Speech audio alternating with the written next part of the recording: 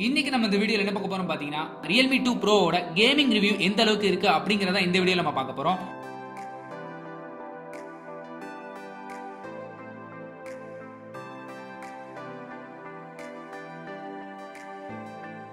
இந்த போன்ல யூஸ் பண்ணிருக்க ப்ராசஸர் பாத்தீங்கன்னா Qualcomm Snapdragon 660 ப்ராசஸர் யூஸ் பண்ணிருக்காங்க. இதுக்கு முந்தின ஜெனரேஷன் பாத்தீங்கன்னா Realme 1ல Helio P60 யூஸ் பண்ணிருந்தாங்க.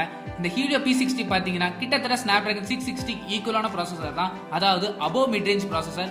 இந்த பெர்ஃபார்மன்ஸ் எப்படி இருக்கும் அப்படிங்கறத முன்னாடி நம்ம கெஸ் பண்ணிருப்போம். நல்லா தான் இருக்கும் அப்படின்னு நம்ம எதிர்பார்த்தோம். சோ இது எந்த அளவுக்கு இருக்கு அப்படிங்கறத பாத்துடலாம்.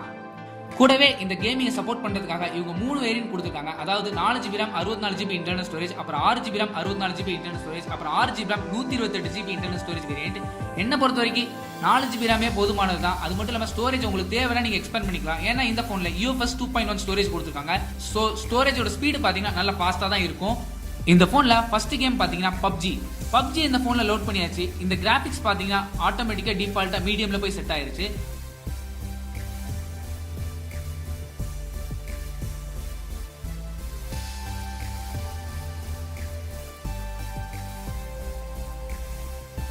இந்த போன்ல பப்ஜியை லோட் பண்ணியாச்சு. லோட் பண்ணி விளையாடும் போது கிட்டத்தட்ட அரை மணி நேரத்துக்கு மேல இந்த போனை விளையாண்டு பார்த்துட்டேன். அதாவது கம்ப்ளீட் ஒரு மேட்ச் விளையாடும் போது இந்த போன் சார்ஜ் பாத்தீங்கன்னா கிட்டத்தட்ட 7ல இருந்து 9% வரைக்கும் சார்ஜ் கம்மியாகுது. அது மட்டும் இல்லாம ஓப்போ கேம் ஆக்சலரேஷன் மோட் அப்படிங்கிற ஒரு மோடு கொடுத்துருக்காங்க.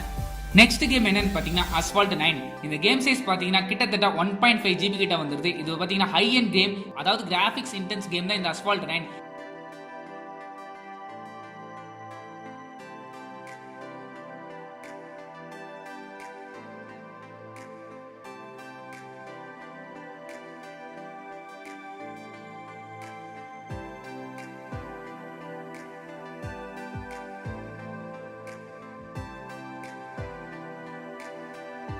இந்த அஸ்பால்ட் 9 இந்த போன்ல விளையாடும் போது எந்த வித பிரச்சனையும் இல்லை. அதாவது ஃப்ரேம் டிராப்ஸோ இல்ல ஹேங் ஆகிறதோ லேக் ஆகிறதோ அப்படிங்கிற பேச்சுக்கே இடம் இல்லை. நல்லா ஹேண்டில் பண்ணிச்சு, ஸ்மூத்தா தான் இருந்து கேம் பிளே எல்லாம்.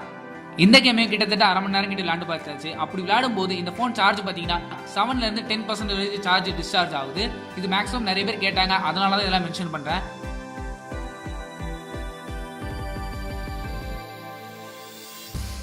அடுத்த கேம் பாத்தீங்கன்னா ஸ்னைப்பர் 3D. ஒரு பேசிக் என்ட்ரி லெவல் கேம் இல்லாம கொஞ்சம் ஒரு மிட் ரேஞ்ச் கேம். இந்த கேம் பாத்தீங்கன்னா நல்ல இன்ட்ரெஸ்டா இருக்கும். ஒரு மிஷன் மாதிரி கொடுத்துட்டே இருப்பாங்க, நீங்க அதை கம்ப்ளீட் பண்ணிக்கிட்டே இருக்கணும்.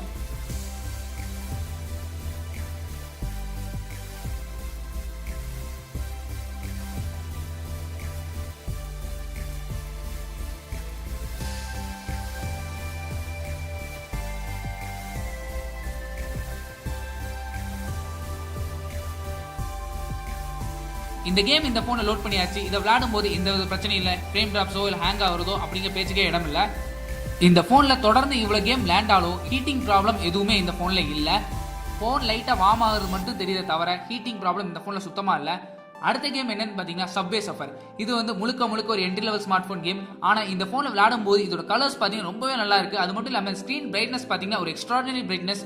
சோ இந்த பட்ஜெட் செக்மெண்ட்ல இந்த அளவுக்கு யாரும் கொடுக்கல. இவங்க லான்ச் ஈவென்ட்லயே முக்கியமா சொன்னது என்னன்னு பாத்தீங்கன்னா பிரைட்னஸ் லெவல் அதிகமா இருக்கும் அப்படின்னு தான். அதே மாதிரி தான் இவங்க பிரைட்னஸ் லெவல் அதிகமா இருந்தது.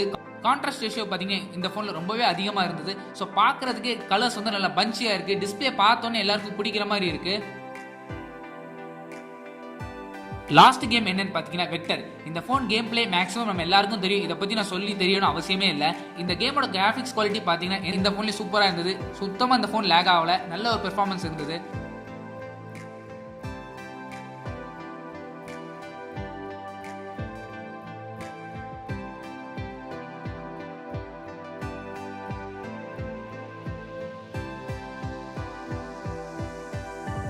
ஸோ ஃபைனலாக இந்த ஃபோனோட கேமிங் எப்படி இருக்குது அப்படின்னு என்கிட்ட கேட்டிங்கன்னா இந்த ஃபோனில் Snapdragon 660 கொடுத்து ரொம்பவே நல்ல விஷயம் தான்.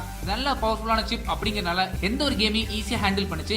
சுத்தமாக இந்த ஃபோனில் ஃப்ரேம் ட்ராப்ஸோ இல்லை ஹீட் ஆகிற பிரச்சனை எதுவுமே இல்லை. ஸோ அவ்வளோதான் இந்த வீடியோ பிடிச்சிருந்தா லைக் பண்ணுங்க, கமெண்ட் பண்ணுங்க, ஷேர் பண்ணுங்க. மறக்காம நம்ம சேனல் சப்ஸ்கிரைப் பண்ணுங்க. கூடவே அந்த பெல் பட்டனை அழுத்தணும். அப்போ தான் நாங்கள் வீடியோ போட்டு உடனே உங்கள் ஃபோனில் நோட்டிஃபிகேஷன் வரும். தேங்க்ஸ் ஃபார் வாட்சிங்.